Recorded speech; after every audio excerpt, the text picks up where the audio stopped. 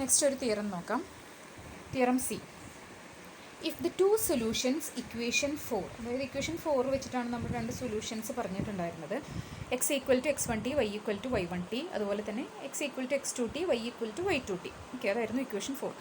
അപ്പോൾ if the two solutions 4 of the homogeneous system 3 have Wronskian, equation 3 എന്ന് പറയുന്നത് ഏതായിരുന്നു? നമ്മൾ കഴിഞ്ഞ ക്ലാസ്സിൽ ഡിസ്കസ് ചെയ്തിട്ടുണ്ടായിരുന്നു. അതായത് dx/dt equal to a1tx plus b1ty, അതുപോലെ dy/dt equal to a2tx plus b2ty. അതായിരുന്നു ഇക്വേഷൻ 3 എന്ന് പറയുന്നത്.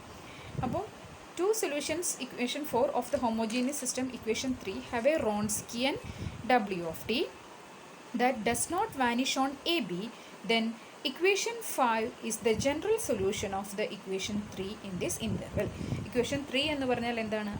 Linear combination. അതായത് x equal to c1x1 plus c2x2, y equal to c1x2 plus c2y2 എന്ന് പറയുന്ന രണ്ട് സൊല്യൂഷൻ ഒന്നുകൂടി വായിക്കാം. x equal to c1x1 plus c2x2, അതുപോലെ y equal to c1y1 plus c2y2. അത് അതിൻ്റെ ഒരു ജനറൽ സൊല്യൂഷൻ ആയിരിക്കും എന്നാണ് ഇതിൽ പറയുന്നത്.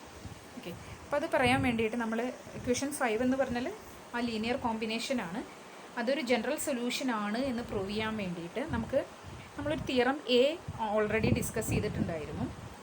അതായത് t0 എന്നുള്ളത് ഇൻ്റർവെൽ എ ബിയിലുള്ളൊരു പോയിൻ്റ് ആണെങ്കിൽ നമുക്ക് x0 y0 എന്നുള്ളത് എനി പോയിൻ്റ് ആണ്.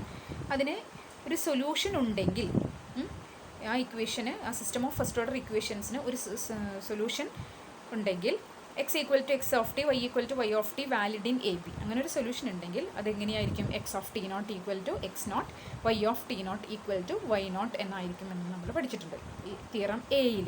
ഓക്കെ, അങ്ങനെയാണെങ്കിൽ ഇത് സൊല്യൂഷനാണെന്ന് പ്രൂവ് ചെയ്യാൻ വേണ്ടി തിയറം എയിൽ നമുക്ക് C1 C2 എന്നുള്ള കോൺസ്റ്റൻസിനെ നമുക്ക് കണ്ടുപിടിക്കാൻ പറ്റും. So as to satisfy the arbitrary conditions, x of t0 equal to x0 and y of t0 equal to y0 for some t0 belongs to AB. അപ്പോൾ അത് തിയറം എ ആണ് പറഞ്ഞിട്ടുള്ളത്. തിയറം എ പ്രകാരം ഇങ്ങനൊരു കണ്ടീഷൻ നമുക്ക് satisfy ചെയ്യുമെന്ന് പറയാൻ പറ്റും. അങ്ങനെയാണെങ്കിൽ ഈ ജനറൽ സൊല്യൂഷനിൽ, അതായത് 5ൽ, ഇക്വേഷൻ 5ൽ നമുക്ക് എന്ത് പറയാൻ പറ്റും? c1 x1 of t0 plus c2 x2 of t0 equal to x0, y of c1 y1 of t0 plus c2 y2 of t0 equal to y0. ഇത് സാറ്റിസ്ഫൈ ചെയ്യണമെങ്കിൽ, ഒന്നും നമ്മൾ ചെയ്തിട്ടില്ല, എക്സിന് പകരം x0ഉം അതുപോലെ വൈന് പകരം y0ഉം കൊടുക്കണമെങ്കിൽ നമുക്ക് എന്ത് കൊടുക്കാം? എക്സ് ഓഫ് ടി എന്നുള്ളതിന് പകരം അവിടെ കൊടുത്തിരിക്കുന്നത് x1 of t0 എന്ന് കൊടുത്തു എന്നുള്ളൂ. ഓക്കെ, അങ്ങനെ കൊടുക്കുകയാണെങ്കിൽ ഇതിന് c1ഉം c2 നമുക്ക് കണ്ടുപിടിക്കാൻ പറ്റണമെങ്കിൽ, ഇതൊരു രണ്ടും ലീനിയർ സിസ്റ്റംസ് ആണ് അല്ലേ? ഈ രണ്ട് ലീനിയർ സിസ്റ്റത്തിന് സൊല്യൂഷൻ എക്സിസ്റ്റ് ചെയ്യണമെങ്കിൽ നമുക്ക് എന്തറിയാം? ഇതിൻ്റെ കോഎഫിഷ്യൻസിൻ്റെ ഈ ഡിറ്റർമിനൻ്റ് എന്തായിരിക്കണം? നോട്ട് ഈക്വൽ ടു 0 ആയിരിക്കണം. അതായത് ഇവിടെ നമുക്ക് പ്രൂവ് ചെയ്യാനുള്ളത് എന്താണ്? c1ഉം c2ഉം നമുക്ക് കണ്ടുപിടിക്കണം അല്ലേ? ഈ ഒരു ഇക്വേഷൻ സാറ്റിസ്ഫൈ ചെയ്യുന്ന രീതിയിലുള്ള c1ഉം c2ഉം കണ്ടുപിടിക്കാൻ പറ്റണം എന്നാണ് പറയുന്നത്. അപ്പോൾ നമ്മുടെ ഇവിടുത്തെ സൊല്യൂഷൻസ് എന്ന് പറയുന്നത് c1ഉം c2 ആണ്. അങ്ങനെയാണെങ്കിൽ അതിൻ്റെ കോഎഫിഷ്യൻസ് എന്ന് പറയുന്നത് ഇവിടെ x1ഉം x2 ഒക്കെയാണ്. അപ്പോൾ നമുക്ക് ഈ രണ്ട് ലീനിയർ ഇക്വേഷൻസിന് ഒരു സൊല്യൂഷൻ ഉണ്ടാകണമെങ്കിൽ, അതായത് c1 c2 എന്നുള്ളത് കണ്ടുപിടിക്കണമെങ്കിൽ നമുക്ക് എന്ത് പറയാൻ പറ്റണം? അതിൻ്റെ കോഎഫിഷ്യൻസ് എന്ന് പറഞ്ഞാൽ x1 x2 y1 y2, അതിൻ്റെ റോൺസ്കിയൻ, അതിൻ്റെ ഡിറ്റർമിനൻ്റ് നോട്ട് ഈക്വൽ ടു 0 ആയിരിക്കും.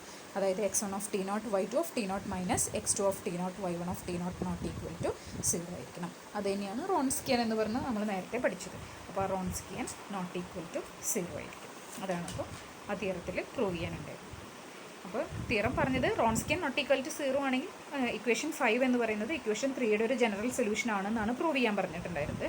അപ്പോൾ നമ്മൾ അത് തിരിച്ചു തുടങ്ങി. അതായത് ഇക്വേഷൻ 5 എന്നുള്ളത് ജനറൽ സൊല്യൂഷൻ ആവണമെങ്കിൽ തിയറം എ പ്രകാരം എന്തുണ്ടായിരിക്കണം? ഇങ്ങനൊരു c1ഉം c2ഉം നമുക്ക് കണ്ടുപിടിക്കാൻ പറ്റണം. Such that x of t0 equal to x0, y of t0 equal to y0 satisfy ചെയ്യുന്ന ഒരു c1 c2 നമുക്ക് കണ്ടുപിടിക്കാൻ പറ്റണമെങ്കിൽ, അതായത് അതിൽ നമ്മൾ സബ്സ്റ്റിറ്റ്യൂട്ട് ചെയ്തു. അപ്പോൾ ഇത് സാറ്റിസ്ഫൈ ചെയ്യണമെങ്കിൽ c1 c2 ഇതുപോലെ കണ്ടുപിടിക്കാൻ പറ്റും.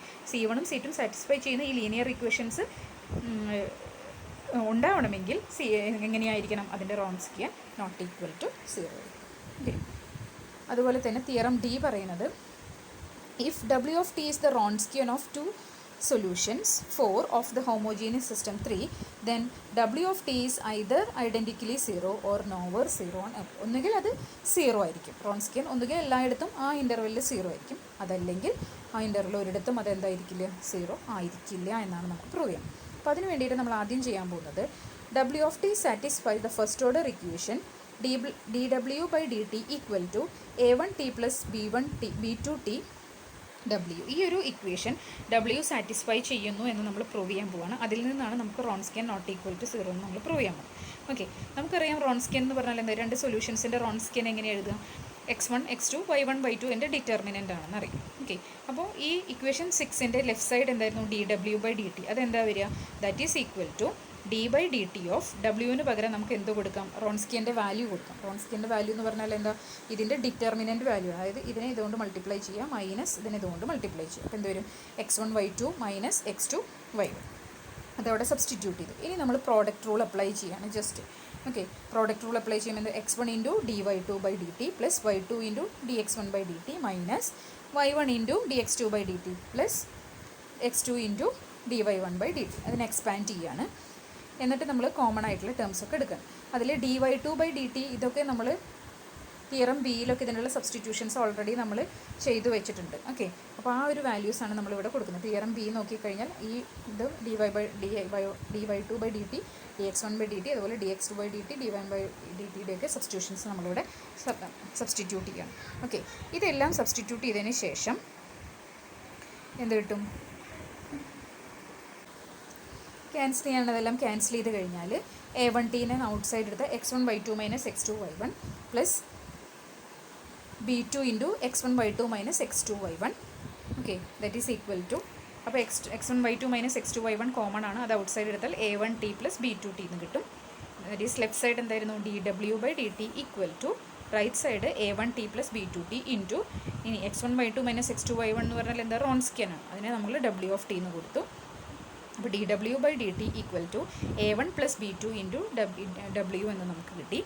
ഓക്കെ, ഇനി നമ്മൾ അതാണ് നമുക്ക് പ്രൂവ് ചെയ്യാൻ പറയുന്നത്. ഇത് പെട്ടെന്ന് തന്നെ നമുക്ക് പ്രൂവ് ചെയ്യാൻ പറ്റുമെന്ന് പറഞ്ഞില്ലേ. അപ്പോൾ നമ്മൾ എടുത്തത് ഇതായിരുന്നു, dW/dt equal to A1T plus B2T into W എന്നുള്ളത് നമുക്ക് പെട്ടെന്ന് തന്നെ പ്രൂവ് ചെയ്യാൻ പറ്റും. ഓക്കെ, അപ്പോൾ അങ്ങനെയാണെങ്കിൽ ഇതിൽ നിന്ന് നമുക്ക് എന്ത് എഴുതാൻ പറ്റുന്നുണ്ട്, dW/W ക്രോസ് മൾട്ടിപ്ലൈ ചെയ്താണ് W equal to A1T plus B2T into DT എന്ന് എഴുതാൻ പറ്റും. അങ്ങനെ എഴുതി കഴിഞ്ഞാൽ ഇൻ്റഗ്രേറ്റ് ചെയ്യുക, രണ്ട് സൈഡും ഇൻ്റഗ്രേറ്റ് ചെയ്ത് കഴിഞ്ഞാൽ left side dW/W right side integral of A1 plus B2dt എന്ന് കിട്ടും. അപ്പോൾ ഈ ഇൻ്റഗ്രലിൻ്റെ ലെഫ്റ്റ് സൈഡ് log W എന്ന് കിട്ടും. റൈറ്റ് സൈഡിൽ നമ്മൾ കോൺസ്റ്റൻ്റ് ആഡ് ചെയ്യുമ്പോൾ പ്ലസ് log C എന്ന് എഴുതാൻ പറ്റും. ഇനി രണ്ട് സൈഡിലും എക്സ്പൊണൻഷ്യലിൻ്റെ പവർ എടുക്കുക. ഈയുടെ പവർ എടുത്തു കഴിഞ്ഞാൽ നമുക്ക് എന്ത് എഴുതാൻ പറ്റും, e rise to log W എന്ന് പറഞ്ഞാൽ W തന്നെയാണ്. W equal to C into e rise to integral A1T plus B2T into DT. Okay, അങ്ങനെയാണെങ്കിൽ ഈ എന്നുള്ളത് എന്താണ്, ഒരു എക്സ്പൊണൻഷ്യൽ ഫംഗ്ഷനാണ്. അതൊരിക്കലും എന്തല്ല, നോട്ട് ഈക്വൽ ടു 0 ആണ്. അപ്പോൾ ഡബ്ല്യുവിൻ്റെ വാല്യൂ നമുക്ക് എന്ത് പറയാൻ പറ്റും, നോട്ട് ഈക്വൽ ടു 0 ആണെന്ന് പറയാൻ പറ്റും. ഓക്കെ, അപ്പോൾ ടിയുടെ ഒരു വാല്യൂവിനും അതെന്താവില്ല, ഈ എക്സ്പൊണൻഷ്യൽ ഫംഗ്ഷൻ 0 ആവില്ല. അപ്പോൾ ടിക്ക് ഏത് വാല്യൂ കൊടുത്താലും W എന്നുള്ളത് നോട്ട് ഈക്വൽ ടു 0 ആയിരിക്കും.